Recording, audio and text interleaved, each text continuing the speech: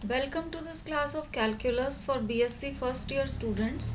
I am Dr. Priya Solomon, Associate Professor in Department of Mathematics at Government Meera Girls College, Udaipur. आज के lecture में हम discuss करेंगे alternative methods of finding asymptotes. Asymptotes निकालने के कुछ मेथड्स हमने लास्ट लेक्चर में डिस्कस किए थे। उनके अलावा भी कुछ मेथड्स होते हैं जो हम आज के लेक्चर में डिस्कस करेंगे।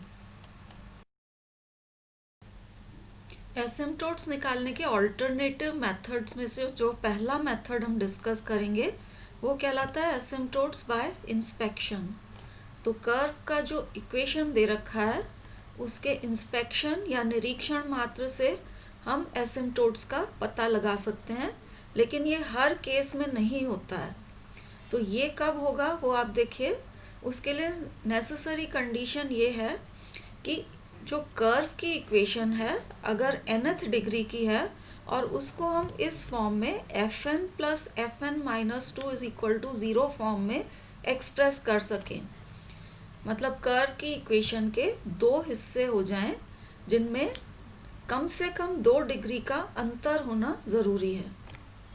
तो ये fn वाला पोर्शन जो है ये आपका डिग्री n वाला पोर्शन होगा और fn माइनस 2 वाला जो पोर्शन है इसकी डिग्री एटमोस्ट n माइनस 2 होनी चाहिए, मतलब अधिक से अधिक n माइनस 2 या इससे कम डिग्री वाला पोर्शन अगर आपको यहाँ मिले, मतलब पहले और दूसरे पार्ट में कम से कम 2 डिग्री का अगर अंतर हो और साथ में ये जो fn है it can be broken up into n distinct linear factors which represent straight lines।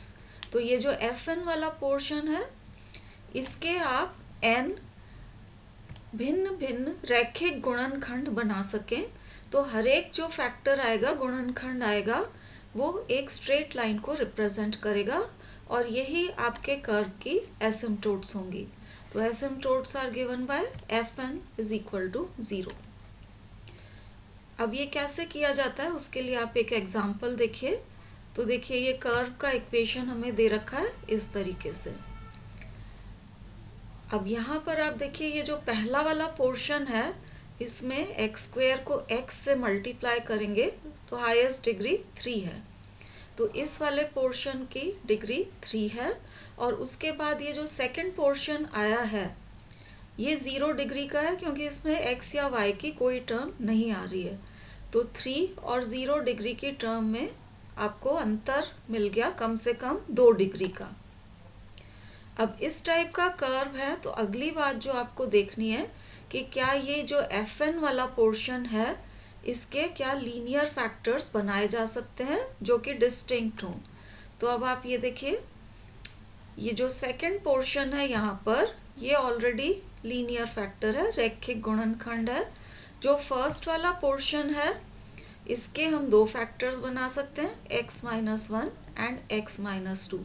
अब आप देख सकते हैं ये सारे आपके फैक्टर्स लीनियर हैं, फर्स्ट डिग्री के हैं और कोई भी फैक्टर रिपीट नहीं हो रहा है। यहाँ ये ज़रूरी होता है कि कोई भी फैक्टर रिपीट नहीं हो। तो fn को हम ब्रेक कर सके हैं इंटू n लीनियर फैक्टर्स और ये आपका fn माइनस 2 वाला पोर्शन है। इसलिए बाय इंस्पेक्शन हम कह सकते हैं क्योंकि इक्वेशन इस फॉर्म में है और इस पोर्शन के डिस्टिंक्ट लीनियर फैक्टर्स बन रहे हैं, इसलिए asymptotes are given by fn is equal to 0। तो ये fn वाले पोर्शन को मतलब इस वाले पोर्शन को आप 0 के बराबर इक्वेट करेंगे तो 3 एसिम्टोट्स आपको मिल जाएंगी। इस फैक्टर को 0 के बराबर इक्वेट करेंगे तो पहली एसिम्टोट आ जाएगी x इज इक्वल टू 1। इस फैक्टर को 0 के बराबर इक्वेट करेंगे तो सेकंड एसिम्टोट आएगी x इक्वल टू 2 और इस फैक्टर को 0 के बराबर इक्वेट करेंगे तो तीसरी एसिम्टोट हो जाएगी x plus Y is equal to 2। तो ये 3 एसिम्टोट्स हमें बाय इंस्पेक्शन मिल गई।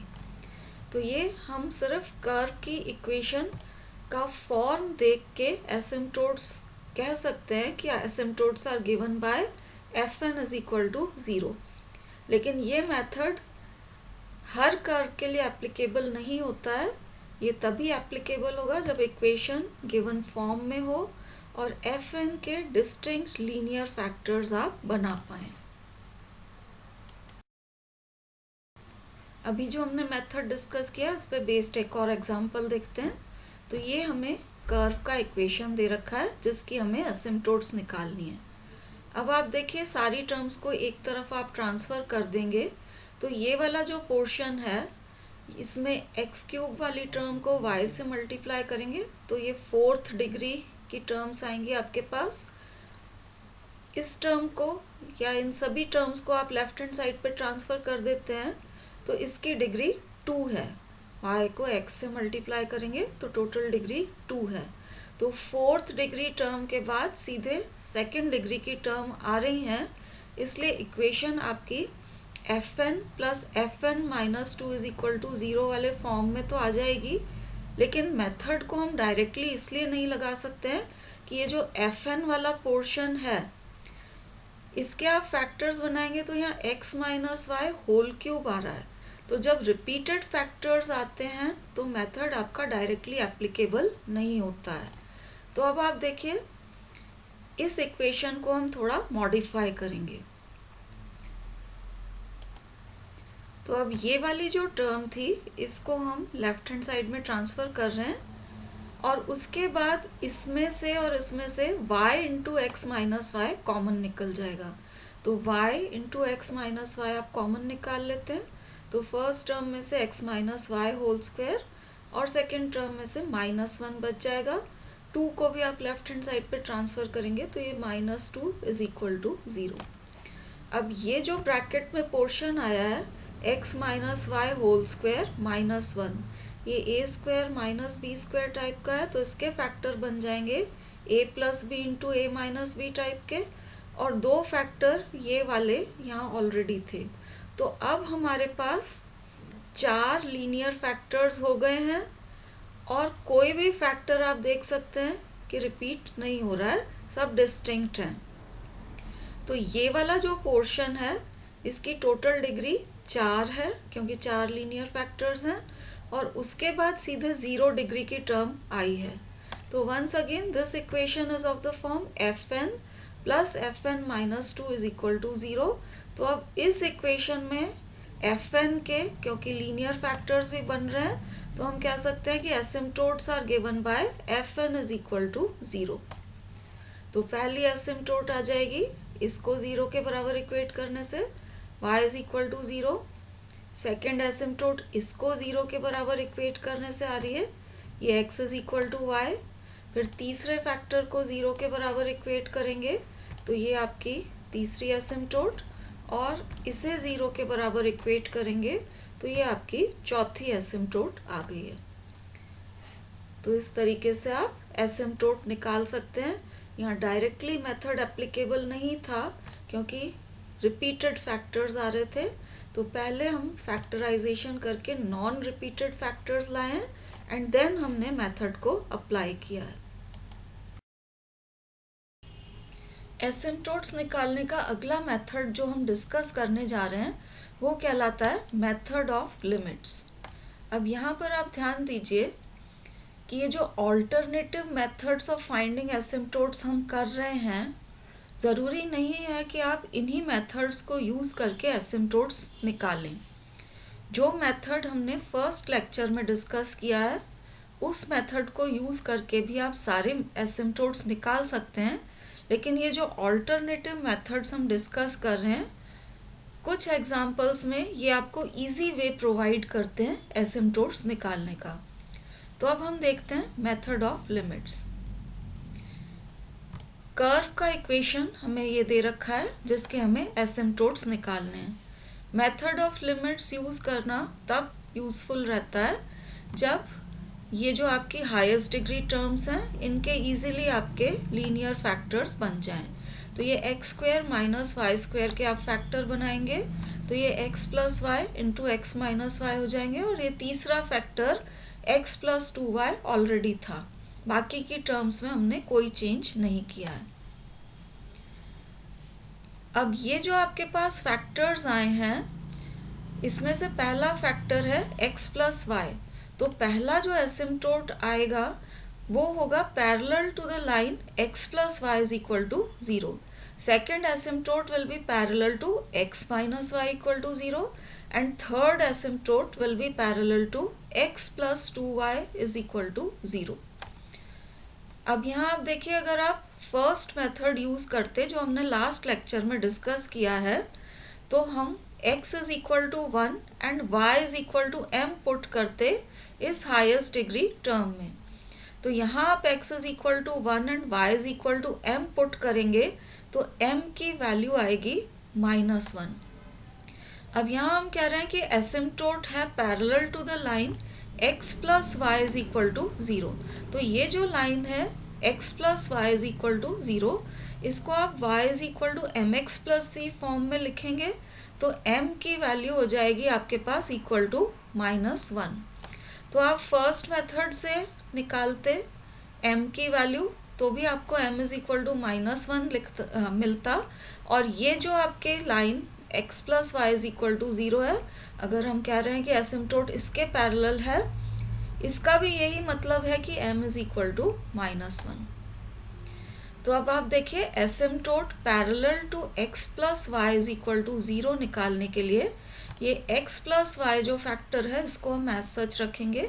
ये बाकी के जो दो फैक्टर्स हैं इनसे पूरी इक्वेशन को डिवाइड करेंगे एंड लिमिट लेंगे.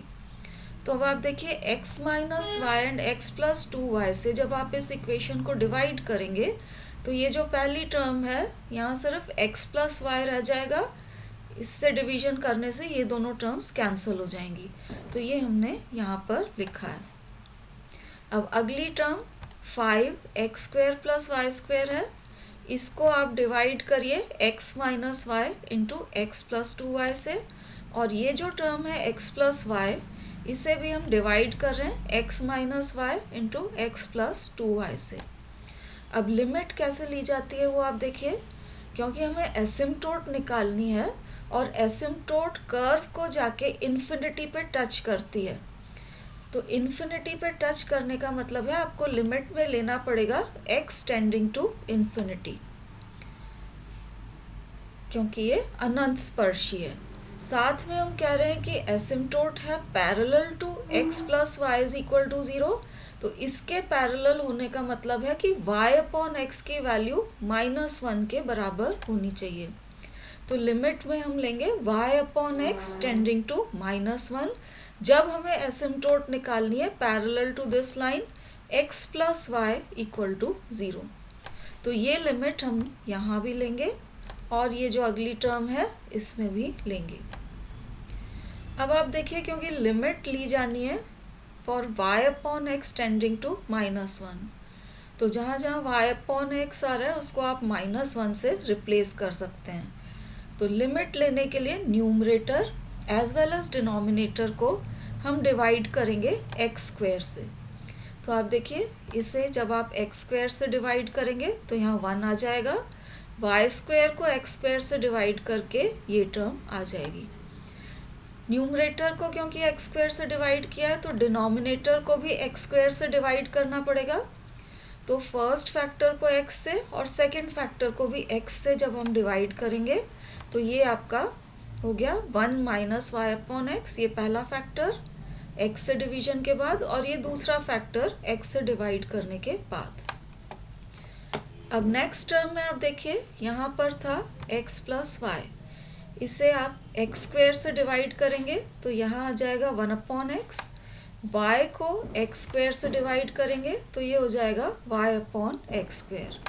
डिनोमिनेटर में उसी तरह से फर्स्ट एंड सेकंड फैक्टर हर एक को हमने x से डिवाइड किया है तो ये आपका डिनोमिनेटर हो गया.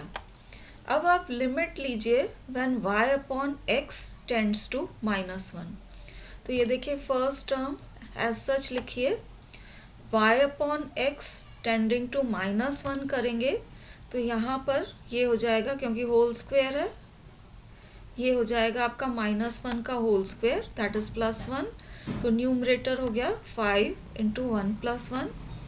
डिनोमिनेटर में भी आप लिमिट ले लीजिए y upon x tending to -1, तो ये आपका डिनोमिनेटर यहाँ पर हो गया। अगली ये जो टर्म है, because x is tending to infinity, तो 1/x 0 होगा।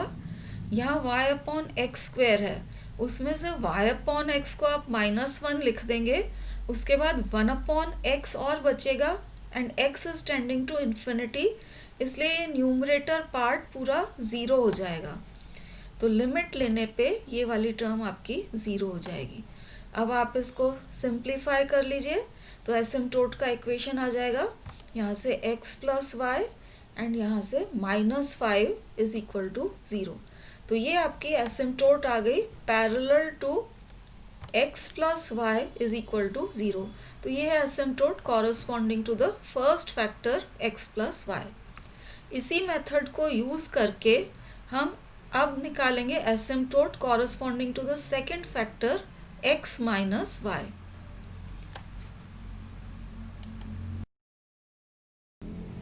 अब यहाँ देखिए ये इक्वेशन ऑफ द कर्व दोबारा लिखी हुई है। एसिम्प्टोट अब हम निकाल रहे हैं corresponding to the second factor x - y। तो जो एसिम्प्टोट होगी ये x - y is equal to 0 के लिए पैरेलल होगी, और ये जो लाइन है x - y is equal to 0, इसका स्लोप या m दैट इज y/x ये होगा 1 के बराबर। तो अब एसिम्प्टोट निकालने के लिए ये जो दूसरे दो फैक्टर्स हैं x + y and x + 2y, इनसे हम पूरी इक्वेशन को डिवाइड करेंगे और लिमिट लेंगे। तो आप इन फैक्टर्स से डिवाइड करेंगे तो यहाँ सिर्फ x - y बच जाएगा। तो ये हमने x - y लिखा है। फिर ये 5x² + y² को बाकी के दोनों फैक्टर्स से डिवाइड किया है, और ये जो x + y था इसे भी ये बचे हुए दोनों फैक्टर्स से डिवाइड किया है।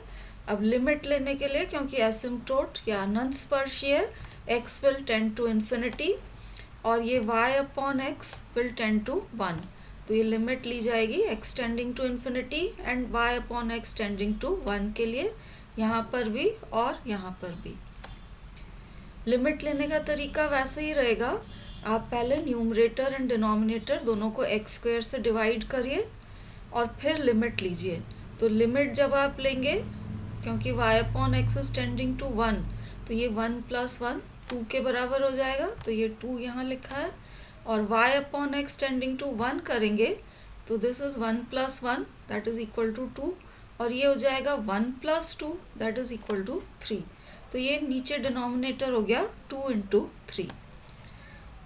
इस वाले टर्म में जब आप लिमिट लेंगे तो आप देखिए यहाँ पर x + y तो ऑलरेडी कैंसिल हो रहा है, न्यूमरेटर में सिर्फ 1 बचेगा, उसको आप न्यूमरेटर एंड डिनोमिनेटर वाली टर्म को x से डिवाइड करिए।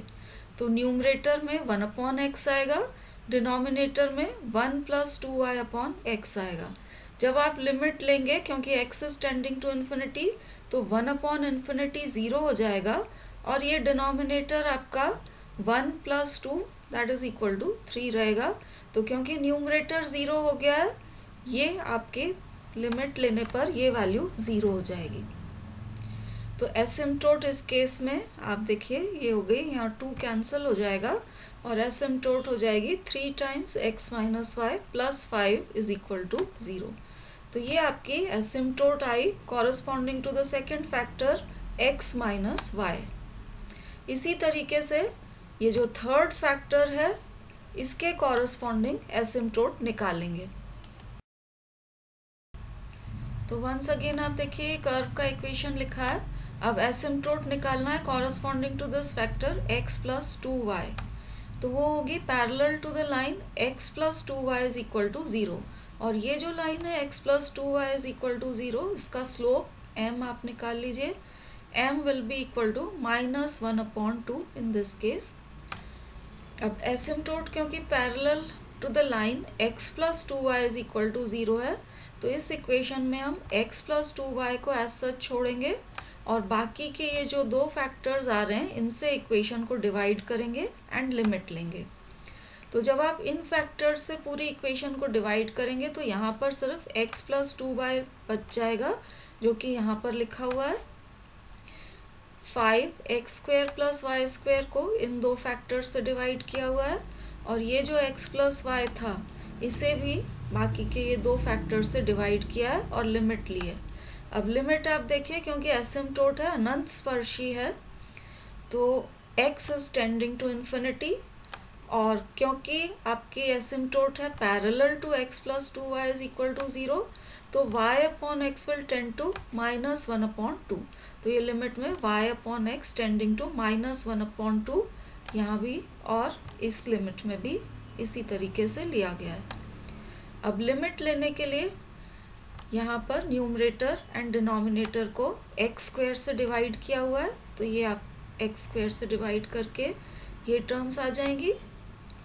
यहाँ पर आप देखिए x प्लस वाई कैंसिल हो रहा है, न्यूमरेटर में सिर्फ 1 रह जाएगा, तो न्यूमरेटर एंड डिनोमिनेटर दोनों को x से डिवाइड किया है, तो x से डिवाइड करने के बाद ये न्यूमरेटर और ये डिनोमिनेटर हो जाएगा। अब आप इसमें लिमिट ले लीजिए y upon x tending to -1/2, तो ये 5 × 1 plus y upon x is tending to -1/2, तो ये y² अपॉन x² 1/4 के बराबर हो जाएगा। तो ये अपना न्यूमरेटर हो गया 1 + 1/4। डिनोमिनेटर ये आपका 1 - y upon x and 1 + y upon x है, तो ये 1 - y² अपॉन x² हो जाएगा, तो ये 1 - 1/4। अगली टर्म में आप देखिए, क्योंकि x is tending to infinity, ये न्यूमरेटर पार्ट इसका 0 हो जाएगा, इसलिए ये वाली टर्म पूरी 0 हो जाएगी लिमिट लेने के बाद। तो टर्म्स हमारे पास इस तरह से रह गई, और इसको सिंप्लीफाई कर लेते हैं तो ये आपके पास रिजल्ट आ जाएगा। अब 3 अगर आप LCM ले लेते हैं तो 3 यहाँ मल्टीप्लाई होके एसिम्प्टोट का इक्वेशन हमारे पास इस तरीके से आ जाएगा। तो इस तरीके से मेथड ऑफ लिमिट्स यूज़ करके हम हर एक फैक्टर के कॉरस्पॉन्डिंग एक एक एसिम्प्टोट निकाल सकते हैं। एक और एग्जांपल देखते हैं। यहाँ ये कर्व का इक्वेशन हमें इस तरह से दे रखा है, इसकी हमें एसिम्प्टोट्स निकालनी है। तो अब आप ये देखिए, यहाँ पर 2 फैक्टर्स आ रहे हैं। ये तो रिपीटेड फैक्टर है क्योंकि यहाँ होल स्क्वायर है, और ये आपका दूसरा फैक्टर है। अब ये वाला फैक्टर अगर आप कंसिडर करें तो आप देख सकते हैं कि इसके कॉरस्पॉन्डिंग जो एसिम्प्टोट्स आएंगी वो इमेजिनरी एसिम्प्टोट्स होंगी, क्योंकि आप जैसे इस फैक्टर में x इज इक्वल टू 1 और y is equal to m substitute करें और m की वैल्यू निकालें, तो m के काल्पनिक मान या इमेजिनरी वैल्यूज आपको मिलेंगी। तो ये जो फैक्टर है this will give imaginary asymptotes, तो इसे हमें कंसिडर करने की ज़रूरत नहीं है। एसिम्प्टोट्स हम निकालेंगे corresponding to this factor x - y - 1 whole square. अब उसके लिए इस फैक्टर को एज सच रखेंगे, इस फैक्टर से पूरी इक्वेशन को डिवाइड करेंगे एंड लिमिट लेंगे। अब यहाँ आप देखिए कि x - y - 1 होल स्क्वायर यहाँ भी आ रहा है, और यही टर्म x - y - 1 यहाँ पर भी आ रही है। तो लिमिट लेते समय हमें ध्यान रखना पड़ेगा कि ये वाला जो फैक्टर आ रहा है इसे हम लिमिट के बाहर रखेंगे। तो अब आप देखिए, इस टर्म से हम पूरी इक्वेशन को डिवाइड कर रहे हैं एंड लिमिट ले रहे हैं। तो ये फर्स्ट फैक्टर आपका एज सच आ गया है यहाँ पर इस तरह से। इस फैक्टर को हम लिमिट के बाहर रख रहे हैं, तो ये आपका फैक्टर आया। उसके बाद ये जो टर्म थी x + y + 7, इसको डिवाइड करा है x² + y² + 2 से। ये वाली जो टर्म्स थी -8x² - 2x - 1, इन्हें भी डिवाइड किया है उसी फैक्टर से x² + y² + 2। अब लिमिट लेने में देखिए, क्योंकि एसिम्प्टोट है, अनंत स्पर्शी है, इसलिए x will tend to infinity. अब इस फैक्टर के कॉरस्पॉन्डिंग हम एसिम्प्टोट निकाल रहे हैं, तो जो एसिम्प्टोट आएगी वो लाइन x - y = 0 के पैरेलल होगी। तो इसमें से आप y अपॉन एक्स की वैल्यू या m की वैल्यू निकालेंगे, तो m की वैल्यू हो जाएगी इस केस में +1। तो यहाँ पर y upon x will tend to +1। तो जो भी यहाँ पर फैक्टर आता है उसमें से आप ये कांस्टेंट टर्म को छोड़ दीजिए। ये जो x एंड y वाली टर्म है इसको आप 0 के बराबर इक्वेट करिए, तो ये आएगा x minus y equal to 0। उससे आप स्लोप निकालिए, that means y upon x की वैल्यू निकालिए। y अपॉन एक्स की जो वैल्यू आती है, लिमिट आपको उस वैल्यू तक लेनी है। तो यहाँ पर y upon x will tend to 1। तो यही लिमिट यहाँ पर भी ली हुई है। लिमिट लेने का मेथड हम पिछले एग्जाम्पल्स में देख चुके हैं। Numerator as well as denominator को आपको एक्स स्क्वायर से डिवाइड करना पड़ेगा, और यहाँ भी और यहाँ भी, और उसके बाद लिमिट लेनी पड़ेगी y upon x tending to 1। अब अगली स्टेप में आप देखिए ये फैक्टर्स एज सच हैं, यहाँ पर अब हम लिमिट लेते हैं। तो y upon x is tending to 1, तो ये टर्म 1 हो जाएगी, और क्योंकि x is tending to infinity ये टर्म आपकी 0 हो जाएगी लिमिट लेने पर। डिनोमिनेटर में ये 1 है, y upon x is tending to 1, तो y अपॉन एक्स का होल स्क्वायर ये भी 1 है, and x is tending to infinity, तो ये टर्म 0 हो जाएगी। तो डिनोमिनेटर में 1 plus 1 that is equal to 2 आ जाएगा। तो न्यूमरेटर 1 है, डिनोमिनेटर 2 है, तो ये लिमिट लेने पे ये टर्म आ गई आपकी 1/2।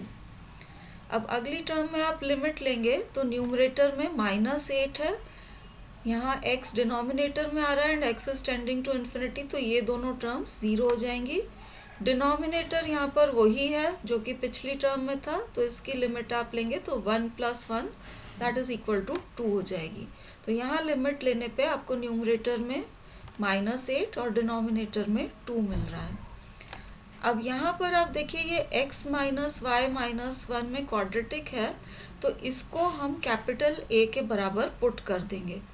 इसको आप कैपिटल A के बराबर पुट कर देंगे तो ये फर्स्ट टर्म a स्क्वायर हो गई। यहाँ पर आपका ये 6 और 2 कैंसिल होके आपको 3 मिल जाएगा, और इससे हम कैपिटल A पुट कर रहे हैं, तो ये हो गया आपका 3a के बराबर, एंड -8/2 विल गिव यू -4। इसके फैक्टर्स बन जाएंगे, तो ये इसके फैक्टर्स हमने बना लिए हैं, और इससे आपको a की 2 वैल्यूज़ मिल गई हैं। अब a हमारा x माइनस वाई माइनस 1 के बराबर था। अब आप बारी बारी से a की दोनों वैल्यू सब्सटीट्यूट करेंगे तो दोनों एसिम्प्टोट्स आ जाएंगी। तो a is equal to 1 substitute किया तो ये पहली एसिम्प्टोट, और ये a is equal to -4 substitute किया तो ये आपकी दूसरी एसिम्प्टोट आ गई, जिन्हें आप सिंप्लीफाई करके इस फॉर्म में ऑब्टेन कर सकते हैं। तो जब ये रिपीटेड फैक्टर्स हों तो एसिम्प्टोट्स इस मेथड से निकाली जाती हैं। ये रिपीटेड फैक्टर से रिलेटेड एक और एग्जांपल है। ये कर्व का इक्वेशन हमें यहाँ पर दिया हुआ है और एसिम्प्टोट्स हमें निकालनी है। अब यहाँ पर आप देखिए 2 फैक्टर्स इन्वॉल्व हैं। एक तो ये रिपीटेड फैक्टर आ रहा है और इसके साथ ये दूसरा फैक्टर x भी है। तो asymptote corresponding to this factor x, मतलब ये होंगी parallel to x is equal to 0, and x is equal to 0 y axis का इक्वेशन होता है। तो इस फैक्टर के कॉरस्पॉन्डिंग जो एसिम्प्टोट्स आएंगी वो एसिम्प्टोट्स होंगी parallel to y axis, and asymptotes parallel to y axis निकालने का मेथड हम इससे पहले वाले लेक्चर में देख चुके हैं, तो उस मेथड को हम अप्लाई करेंगे। आपको asymptotes parallel to y axis चाहिए, तो कर्व की इक्वेशन में आप देखिए y का हाईएस्ट पावर क्या है। तो यहाँ पर y का हाईएस्ट पावर है y स्क्वायर, 2 जगह आ रहा है, एक तो इस टर्म में आएगा और दूसरा यहाँ। तो y स्क्वायर के कोफिशिएंट को आप कलेक्ट कर लीजिए। y स्क्वायर का कोफिशिएंट जो भी है उसको आप 0 के बराबर इक्वेट कर दीजिए। तो यहाँ y स्क्वायर का कोफिशिएंट यहाँ से आएगा x और यहाँ से आएगा -3। तो x -3 ये y स्क्वायर का कोफिशिएंट था, इसको 0 के बराबर इक्वेट किया तो हमें मिला x इज इक्वल टू 3। तो ये है आपकी asymptote parallel to y axis. ये हमें एसिम्प्टोट मिल गई है कॉरस्पॉन्डिंग टू दिस फैक्टर। अब अगला फैक्टर आप लीजिए y माइनस एक्स। इसके कॉरस्पॉन्डिंग एसिम्प्टोट निकालने के लिए हम पूरी इक्वेशन को x से डिवाइड करेंगे एंड लिमिट लेंगे। तो अब आप देखिए, जिस फैक्टर के कॉरस्पॉन्डिंग एसिम्प्टोट निकाली जा रही है उसमें हम कोई चेंज नहीं करते हैं, तो ये टर्म आपकी एज सच आ गई है। ये कर्व की इक्वेशन में y माइनस एक्स यहाँ भी आ रहा था, तो इसे भी लिमिट के बाहर रखा जाएगा। तो ये constant -3 and y minus x को हमने बाहर रखा है, x से डिवाइड किया है एंड लिमिट ली है। यहाँ भी ये जो 2x था इसको आप x से डिवाइड करेंगे एंड लिमिट लेंगे। तो ये 2 कॉमन है, x को x से डिवाइड किया है एंड लिमिट ली है। अब लिमिट लेने के लिए अनंत स्पर्शीय है, इसलिए x will tend to infinity. इस फैक्टर के कॉरस्पॉन्डिंग एसिम्प्टोट है, तो y minus x is equal to 0 put करिए। इसमें y upon x that is m की वैल्यू आपके पास आ जाएगी 1, तो y upon x will tend to 1। अब आप लिमिट ले लें, यहाँ y upon x is tending to 1, तो ये लिमिट हो जाएगी 1। यहाँ x से x कैंसिल होके 1 आ रहा है, तो ये जब आप लिमिट लेंगे तो यहाँ पर सिर्फ अपने पास 2 रह जाएगा। तो सिंप्लीफाई होके लिमिट लेने के बाद इक्वेशन इस फॉर्म में आ गई है। इस फैक्टर को आप कैपिटल A के बराबर पुट कर दीजिए, तो ये A में क्वाड्रेटिक इक्वेशन अपने को मिल जाएगी। इसके फैक्टर्स बना लीजिए और A की 2 वैल्यूज निकाल लीजिए। अब A हमारा y माइनस एक्स के बराबर था, तो बारी बारी से A की दोनों वैल्यू सब्सटीट्यूट कर लीजिए। ये A is equal to 1 and A is equal to 2 हमने सब्सटीट्यूट किया, तो 2 एसिम्प्टोट्स हमें मिल गई। ये पहली asymptote y minus x minus 1 is equal to 0, और ये second asymptote y minus x minus 2 is equal to 0। So this ends our discussion on methods of finding asymptotes. Thank you for watching.